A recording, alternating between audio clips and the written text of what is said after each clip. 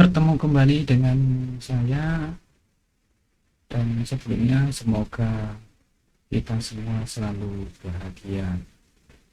Di sini saya akan melanjutkan pembahasan mengenai bagaimana sih cara mudah untuk membuat satu karya ilmiah, dan tetap saya masih akan fokus pada bagaimana cara menyusun proposal penelitian, dan ini saya sesuaikan dengan, sekali lagi saya sampaikan bagi yang baru menonton. Jadi proposal penelitian yang saya contohkan di sini ini sesuai dengan tempat saya mengabdi saat ini. Oke, ini tutorial yang kemarin ada latar belakang masalah, fokus penelitian, tujuan penelitian, manfaat, dan sampai perpustakaan. Di sini saya akan menjelaskan terlebih dahulu mengenai latar belakang masalah. Banyak sekali yang masih mengalami kebingungan menulis latar belakang masalah. Apa yang harus dijelaskan di dalam latar belakang masalah? Apa itu latar belakang masalah? Dalam beberapa proposal penelitian yang lain diminta diksinya itu konteks penelitian, sekalipun isinya juga sama. Jadi latar belakang masalah itu adalah kunci awal mengenai rencana penelitian yang akan dilakukan. Latar belakang masalah ini berisi alasan ilmiah, secara sederhana begitu. Jadi alasan-alasan ilmiah apa yang melatar belakangi teman-teman mengangkat tema atau topik tertentu untuk kemudian diteliti. Jadi harus secara utuh ya, di latar belakang itu digambarkan oleh teman-teman, sehingga ketika orang membaca itu paham bahwa oh, jadi ini penelitiannya arahnya ke sini, kenapa dia meneliti ini, alasan dia meneliti itu apa, semuanya ada di latar belakang masalah. Oke, saya akan ngasih beberapa strategi saja untuk menulis latar belakang masalah.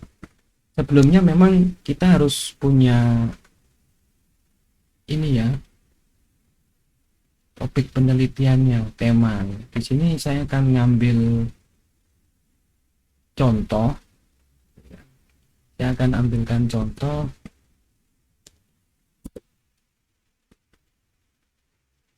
Nah,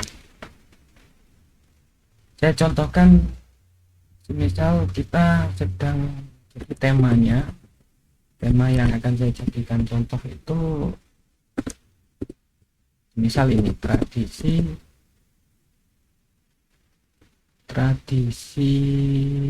ya. Ini kenapa saya memulainya dari tradisi,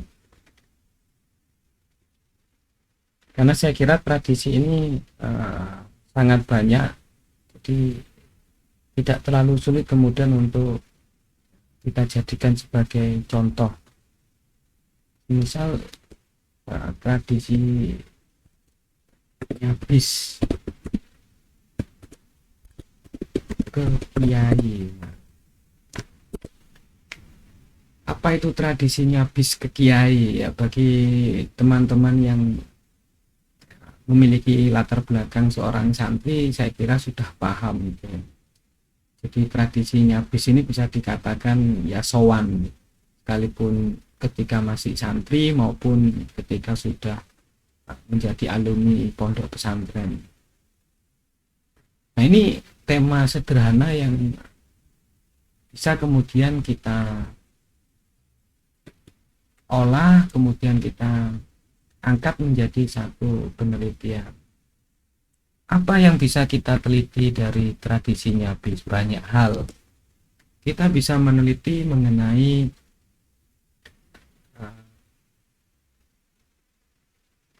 mengapa ya, atau ya mengapa santri itu nyabis ke kiai, walaupun dia sudah alumni tetap aja sowan ya. Memang kenapa, atau motif apa yang melatar belakangi tradisi nyabis itu tetap dilakukan oleh para santri.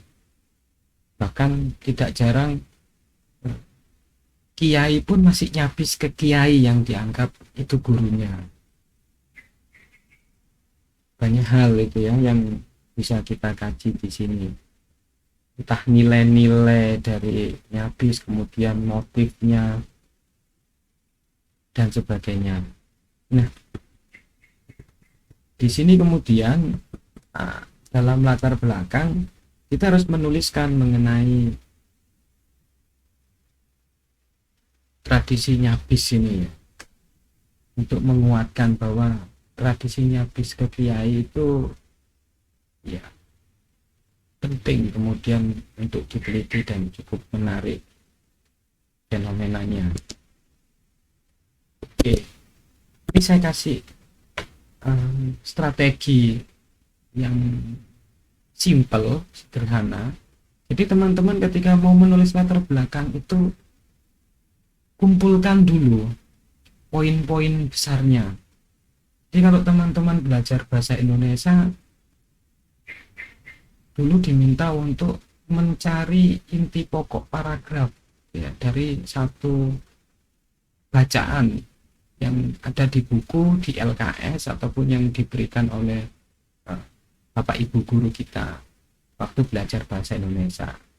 Nah, dalam penulisan latar belakang ini kebalikannya, kita kemudian harus menentukan pokok-pokoknya dulu yang kemudian nanti itu kita jabarkan menjadi satu paragraf. Nah, semisal kita mau memulai nih tradisi nyabis, kita bisa memulai, dan yang harus teman-teman ingat adalah setiap penulis itu punya gayanya sendiri. Ada yang gaya penulisannya itu deduktif, jadi dia lebih terbiasa menulis dari hal-hal yang umum dulu kemudian spesifik ke arah pembahasan. Ada yang induktif, memulainya memang langsung pada apa yang ingin dikaji, baru kemudian ditarik pada hal-hal yang bersifat umum. Oke, tradisi nyabis kita bisa memulainya semisal dari pendidikan itu penting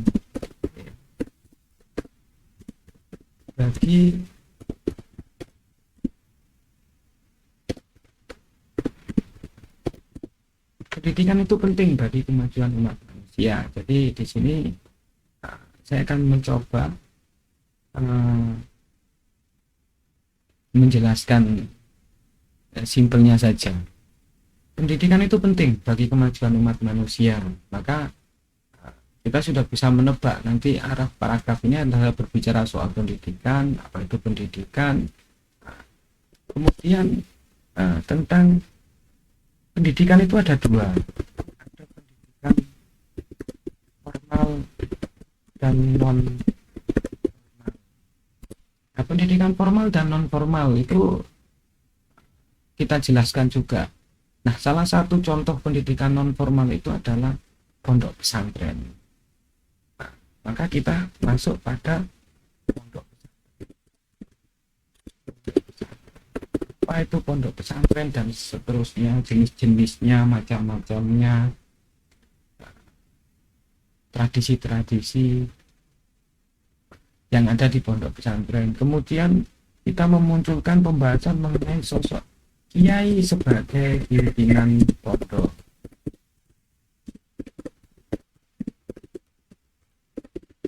Artinya kalau di pendidikan formal itu pimpinannya adalah kepala sekolah, ketua, atau rektor. Tetapi kalau di pondok pesantren itu kiai. Kiai ini mimpin pondok pesantren. Kemudian baru kemudian kita lanjutkan pada santri. santri sebagai murid. Santri sebagai murid, setelah itu baru menggambarkan mengenai adab ya, adab santri kepada kiai. Kenapa santri itu hormat, takdim sekali ke kiai. Kiai ini sebenarnya punya karisma apa itu kan, itu bisa dijelaskan juga di kiai sebagai pimpinan pondok pesantren, bahwa kiai itu seperti mana dia punya karisma, ketinggian ilmu dan seterusnya. Kemudian teman-teman masuk pada sowan ya, tradisinya bisnya itu. Jadi salah satu bentuk ketakdiman santri itu adalah nyabis, sowan ke kiai. Sowan ini kan macam-macam. Bisa biasanya ketika masih santri aktif itu dalam beberapa hal dia sowan, atau ketika orang tuanya datang mengunjungi pondok kemudian mampir sowan ke dalamnya Pak Yai. Nah, kira-kira begitu. Nah, ini terus teman-teman kembangkan gitu ya, sampai nanti di akhir teman-teman beri kalimat penutup dari latar belakang di atas atau dari penjelasan di atas. Inilah kemudian peneliti tertarik untuk meneliti mengenai tradisi nyabis kiai ke kiai oleh santri di, nah, terserah mau meneliti di mana. Kemudian oleh karena itu peneliti mengangkat judul tentang judul apa itu sebagai kalimat penutup. Nah, hal kedua, setelah poin-poin besarnya ini ketemu, teman-teman kemudian menyiapkan referensinya, sumber bacaannya. Oh, pendidikan itu penting, kata siapa, buku apa yang menjelaskan pendidikan itu penting bagi umat manusia, itu siapkan bukunya. Pendidikan itu ada formal dan non formal, kata siapa, siapkan buku-bukunya. Siapa yang ngomong bahwa pendidikan itu ada yang formal dan non formal. Kemudian pondok pesantren itu adalah lembaga pendidikan agama yang cirinya di sana ada kiai, santri, dan ada masjid. Kata siapa gitu. Siapkan sumber-sumber bacaan. Kiai itu pimpinan pondok pesantren. Orang untuk menjadi kiai ini harus bla bla bla bla dan sebagainya. Siapkan bukunya. Siapa orang yang ngomong bahwa kiai itu begitu-begitu dan begini-begini. Dan seterusnya. Nah, dari sini kemudian kalau kita sudah menemukan ini, kita bisa mengembangkan itu menjadi paragraf-paragraf. Dan sumber referensinya juga kita sudah menyiapkan semua. Ini bisa kemudian dalam satu pokok inti ya, pokok inti yang mau kita bahas ini, bahkan kita kembangkan satu pokok pemikiran ini menjadi dua paragraf. Itu sudah ya lumayan lah. Penjelasan teman-teman di latar belakang juga akan lebih jauh, maksimal dan gamblang. Kemudian fokus penelitian. Fokus penelitian ini adalah di mana letak kekhususan atau kekhasan penelitian kita, atau penelitian kita mau fokusnya ke mengenai apa, dari semisal dari contoh tradisinya kiai. Fokus penelitian ini tidak harus dalam bentuk pertanyaan, bisa dalam bentuk narasi saja gitu ya.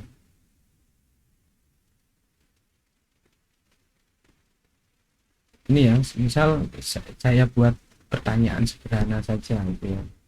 Ini bagaimana gitu ya. Bagaimana tradisi ke kiai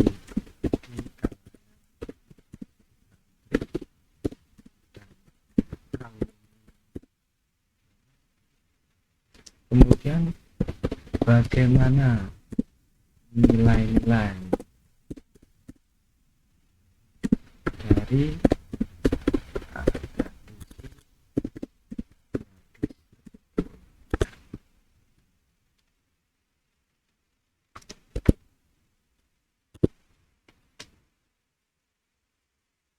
teman-teman bisa membuat fokus penelitian yang lain ya, disesuaikan dengan teman-teman memang mau meneliti mengenai apa, difokuskan ke mana gitu. Pertanyaan apa saja yang diajukan, apakah pertanyaan itu memang hanya dua itu kan, karena di rata-rata hampir skripsi itu hanya satu dua gitu ya, yang tiga itu jarang. Pertanyaan mau 100 tidak apa-apa sebenarnya, tetapi kan tetap harus yang kita ingat adalah peneliti itu punya batasan. Nah, batasan itu yang harus dipahami. Misal batasan waktu. Oh, pengerjaan skripsi itu ada batasan waktu. Taruhlah hanya 1 semester. Kemudian batasan kemampuan kita, kemampuan peneliti dalam mencari data. Karena ada batasan waktu.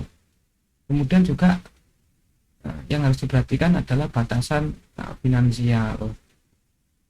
Mau tidak mau yang namanya proses meneliti itu pasti membutuhkan biaya, dan itu kita juga harus memahami mengenai itu. Nah, selanjutnya tujuan penelitian. Tujuan penelitian ini ya menyesuaikan dengan fokus penelitian atau rumusan masalah yang diangkat. Yang menjadi penting adalah di tujuan penelitian ini tidak boleh ada kata tanya.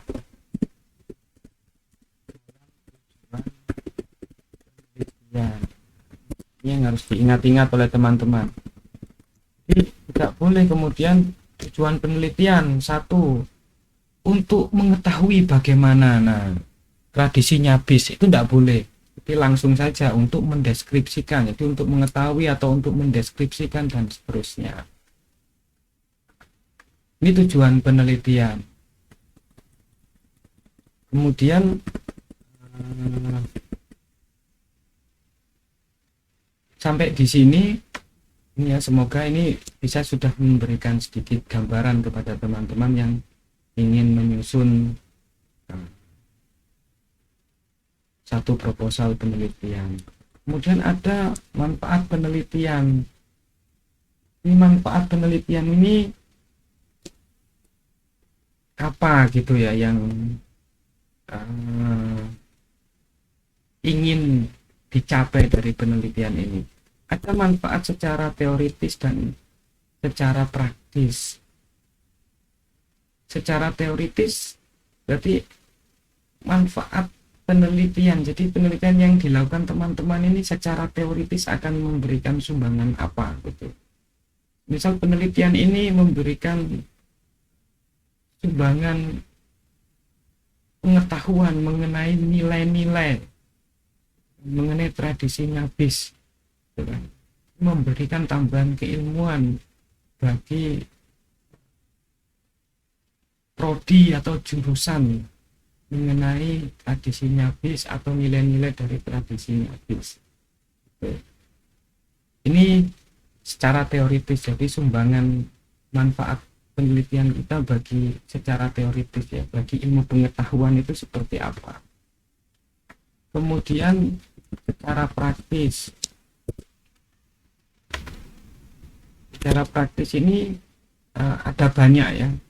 Jadi ini saya coba menggambarkan yang ada di tempat saya mengabdi. Jadi secara praktis ini ada bagi peneliti, kemudian bagi lembaga,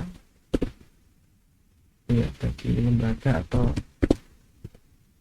institut, kemudian bagi masyarakat, kemudian bagi pondok. Kenapa pondok? Karena eh, penelitian tradisinya bis ini pasti berkaitan erat dengan pondok-pondok pesantren gitu ya. Nah, kiai itu pasti punya pondok, jarang sekali ada orang dikatakan kiai tapi tidak punya pondok pesantren gitu ya. Nah ini teman-teman bisa langsung kira-kira bagi peneliti apa manfaat yang bisa didapatkan peneliti itu dari penelitian yang dilakukan. Kemudian bagi lembaga apa. Nah pesan saya untuk manfaat penelitian ini hindari ya. Ini yang bagi pengingat saja, hindari menggunakan diksi atau kata diharapkan. Misal penelitian ini diharapkan dapat, nah jangan gitu ya. Karena di sini kita sedang mau meneliti, bukan sedang berharap gitu ya. Kita sedang tidak berharap apapun. Ini saran saya, tetapi apabila di tempat teman-teman belajar tidak masalah, ya nggak apa-apa gitu ya. Saya hanya nyarankan saja, jadi langsung saja. Manfaat penelitian, cara teoritis penelitian ini dapat memberikan sumbangsi keilmuan, seperti itu.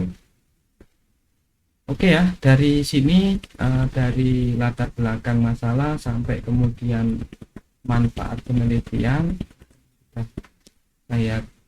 sedikit saya gambarkan, dan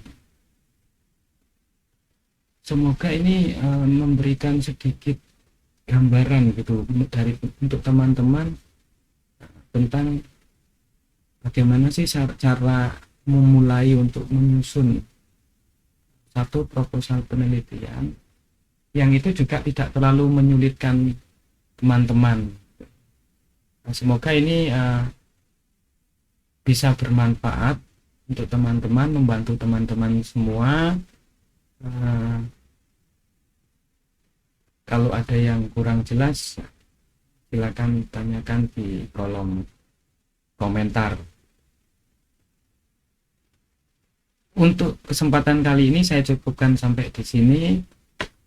Sampai bertemu kembali di video-video selanjutnya. Terima kasih atas perhatian teman-teman semua. Terakhir dari saya, semoga kita selalu bahagia.